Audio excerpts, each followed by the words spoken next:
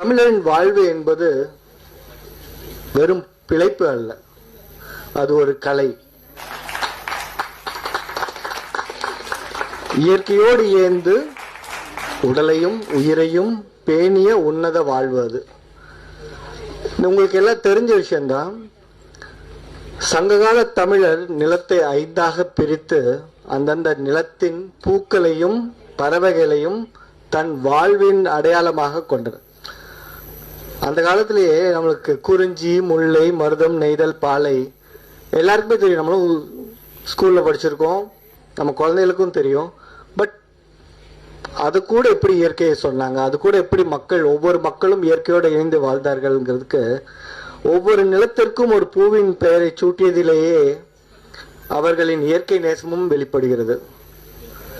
மலையும் மலை சார்ந்த இடமும் குறிஞ்சி என்றால் காடும் காடு சார்ந்த இடம் முல்லை. இப்படி மண்ணின் மனத்தை உணர்ந்து வாழ்ந்தவர்கள் தமிழர்கள்.